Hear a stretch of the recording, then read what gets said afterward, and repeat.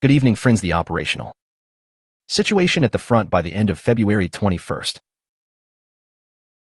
Let's talk today about the Bakhmut, Avdeevsky Zaporizhzhia sector of the front. In more detail, we will start with Lymansky this evening. There were a number of messages including, again, misinformation about attacks and counterattacks, that it was possible to significantly push back Russian troops with fierce Loptev. Look at a lot of misinformation from our side, also not only from the Russian side, but also in my Telegram channel in the chat. I saw that maps were published, which means they managed to push back Russian troops from this area, but this does not correspond to reality. Of course, I would like to see something positive, and we will have today. But the situation remains difficult, especially in the Lyman direction. Yes, and in the Bakhmut direction, because today we received information from our fighters on the ground that tactical aviation is increasing its speed. I mean, Russian tactical aviation, the number of airstrikes is increasing. So that, in principle, you and I predicted after Avdeevka, we then said that its capture would allow them to transfer tactical aviation accordingly well, personnel though other directions, and now we see it according to the latest reports. Therefore, active military operations continue on the part of the armed forces. There are also counterattacks. This really exists, but the situation is still far away until stabilization because, although there is some parity, as for example at Sinkovka under the same Avdeevka achieved. But Russian troops are not just accumulating forces in the same flint, they are preparing for a further assault. That's why I say that they will definitely carry out offensive actions. Most likely the main one, the emphasis will be on their part. This is the weather conditions that is they need. That downpour, hail, snow, storm, hurricane, well, you understand, that is, everything that will make it possible to nullify as much as possible will make the aerial light ineffective. This is the main idea of the Russian command during offensive actions. Therefore, there is a lot on our part. There are reports that they are advancing precisely at the moment when the weather conditions are not the best. We are moving to the Seversky direction without any changes in the Bakhmut direction. Today information was received, firstly, that yes, air bombs, the number of air bomb strikes has increased from fighters from the field. Second, the moment is that we were already with you a few days ago. We discussed this briefly. Popovsky Forest, I said then that the enemy is tightening up the stance of the TOS system. Well, due to the fact that they do not have such a large range as the same BM-21 Grad SZO, naturally, they are pulling everything up at a short distance. That is, it indicates that they will carry out very serious offensive actions and equipment such as the same Sun Key. They are ready to lose during these strikes because they are pulling our drones into strike range. Today there were further reports that again, they are actively using this system today. This is Osman Sniper reported in his Telegram channel. Well, actually, we also talked about this. So the enemy is only increasing the pressure, and the main emphasis is not so much on Chesavyar, advancing the attack vector on Chesavyar, but on getting through to Ivanovskoye. Take complete control of the Popovsky Forest and break through to the south to the northern outskirts of Ivanovskoye, while hostilities continue, and east of Ivanovskoye with varying success. I would say this because there are also counterattacks from the Ukrainian side. Therefore, the situation remains dynamic, but still the enemy we see that is only recently increased the pressure, especially on this section of the front, with regards to Avdeevka, Kleshchivka. Everything to the east today, there were also a number of reports that Russian troops were advancing. It was true that there was an attempt to improve the tactical positions of the eastern Cascades, but they managed to repel this attack. So they retreated to their original positions, moreover, attacked with the support of 2 armored vehicles that were hit by FPV drones. We already talked to you about this area, which means not only east of Kleshchivka and Avdeevka, but also Zelenopoli, Kurdyamivka, and an area where it is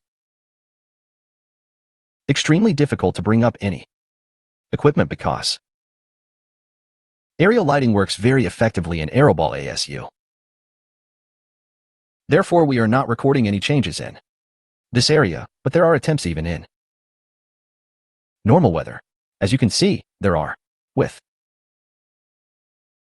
regards to Lastiknoy, today there were also a lot of statements on this matter that they managed to enter the center of the Russian troops and occupy some part of the eastern part of the settlement. This is not true. It means that the enemy entered the gray zone, that is, to the very outskirts of it in Lesova Street, Lesnaya Street. This is true, and indeed the armored vehicle was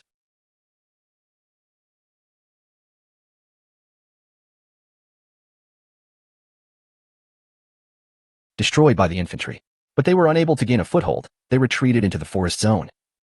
But at the same time, we were told that they are not trying to pull up their forces along the northern and southern forest belt in order to attack with a wider coverage. So the fighting continues, but the fact that they came in is controlled by some part. In any case, I will say this after lunch. Information that we managed to repel that attack. So we don't record any changes as it will be for tomorrow. Well, I can't say that anything significant will happen here, because everyone also perfectly understands the enemy's plans where he will attack, and are preparing for what will happen along these 3 forest belts attacks in the near future. On Lastikina there is some activity in the northern direction, but it has a positional character in the Kirikovsky direction and the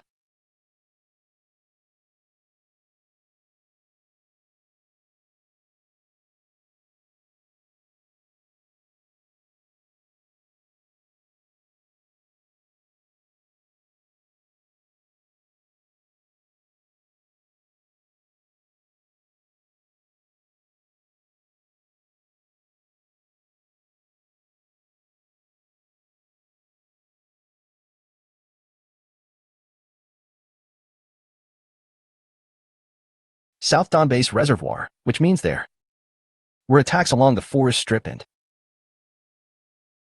Marinka itself also had a number of attacks in the western direction.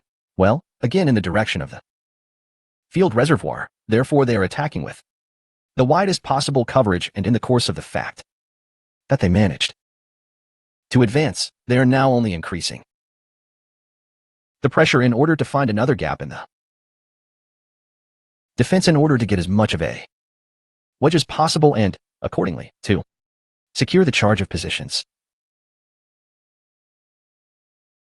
But both that to the north and that to the southeast of Pobeda is coming because there is activity in this area. We also see that active hostilities continue today. Someone says that this settlement is unimportant. Look after we heard that Bakhmut is, in principle, a small town. When did they voice the official ones? It's not that important. You can say that it's nothing at all. It doesn't matter that there is less Bakhmut. That's wrong. It's important I already said everything. When I made the forecast where the Russian troops will advance, what does this give them in the first place? Victory prevented them from making a flank attack. Novomikalovka is exactly the same in the context of both the Kurakovsky direction and the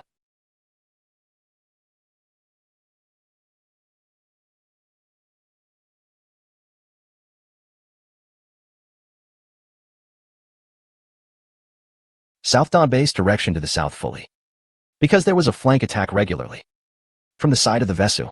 Therefore, for them, the capture of victory allows them to carry out a series of offensive actions in the direction of Pereskovivka, which we talked about with you a month and a half or two ago, Pereskovivka and the gardening partnership, which would allow them to take a section of the road under partial fire control. Logistics on Novomikalovka and not to carry out assault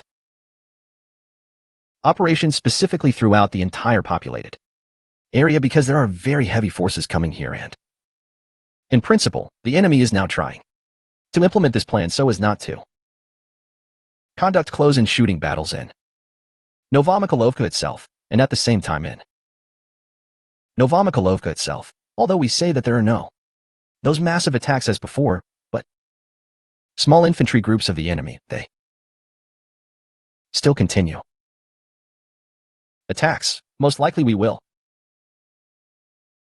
add these clarifications tomorrow if the information is confirmed. We have already told you that there are a lot of attacks by troops along South Street. In general, there was more information about this section of the gray zone. He is trying to clarify whether Russian troops were able to gain a foothold in it or not, because there was information that they were still able to advance to attack and attacked further along Academician Timirazev Street, but in a western direction, so this area remains under clarification, but maybe it will be possible to stabilize, as we had under work when they entered the fortified areas in the western part of the work. We managed to knock out the nano from the western part from the fortified area. So the battles continue and are intense. The pace is not slowing down, although again, I repeat, these are not the same attacks that were there a month ago, certainly more than 1.5 to 2 months ago. Now the enemy is trying to carry out more of an offensive on the flank, which is also going on in Pobeda. This is the situation we have in this sector of the FN, so the fighting continues. The fighting continues with varying success in a number of sectors in the Velikanovo-Selkovo direction without any changes. Orkovsky section of the front means that a gray zone of clarification has been added here. In the situation remains for further clarification, because it's all fresh and there are battles going on now. We told you on the previous broadcast that they are not only attacking Rabatino, that is from west to east, from south to north, but there's also, and a series of attacks means not only in Verbov's trap to align the front line along the so-called Surikin line, but also in a western direction to attack the eastern part of the work, that is, with the widest possible coverage. Yesterday I drew your attention to the fact that this is actually one of their tactics that they choose. Well, today, it means that information was received. They managed to stop the Russian assault group, but again it is within the gray zone at the intersection. Not far from the intersection, there were 10 meters left where they were able to get. So the situation was before lunch. The situation by the evening, a small section of the gray zone was added. But here, what is the situation? That means there was information before that we added a red zone with you. There was information that the intersection remains under the control of the whole world. They counterattacked from this area. The Russian troops held the defense, but now the enemy has passed along this distance, so that Situation is I say that for further clarification because somewhere they managed to stop them, but in general still there is no data on whether they managed to gain a foothold in the intersection area or further, or whether they were completely thrown back from this section of the front.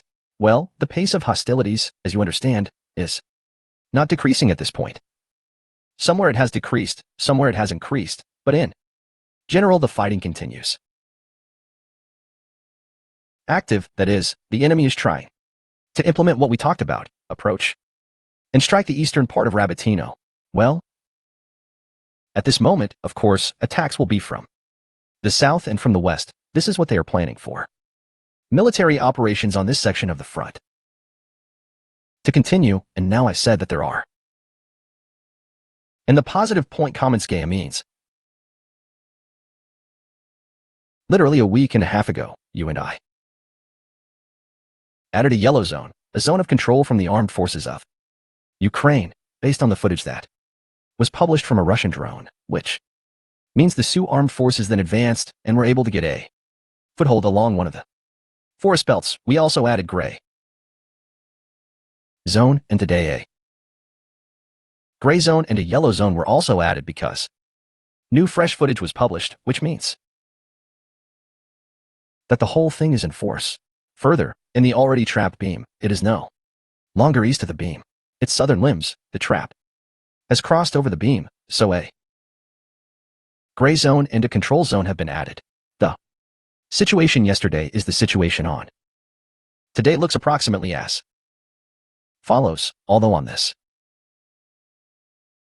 section of the front, as we remember, there was information that the enemy was potentially preparing to carry out offensive actions, but I think even more than confident that these offensive actions that we now see from the side of the armed forces will not allow them to lead to success, so to speak, due to the fact that there are successful counterattacks and there is advancement, that is, a number of positions are occupied which the enemy naturally had to conduct offensive actions. As an example, from the area of the beam in several directions, the remaining part of Kaminsky South is that south of the river to attack, but here is the situation in a number of areas. There is also the activity of Russian troops in the Zaporizhzhia direction. This was asked to comment in more detail because the footage was published at the junction of the gray red zones in a number of settlements, including the same Dorozhnyenka, which means that at the junction of the gray red zone there was an enemy with our side has published footage, but I would say this is all the activity of the Russian DRG. This is not something large scale. This is not necessary for something. Wow, to think that the enemy has gone on the offensive on Gulyai-Pol or on the nuts. As they like to say now, no, this is reconnaissance and force classic. Plus, I repeat, the activity of the DRG is observed, in principle, along the entire front. Therefore, on our side as well, therefore, this is not surprising. This is the situation we have on the front by the end of February 21st.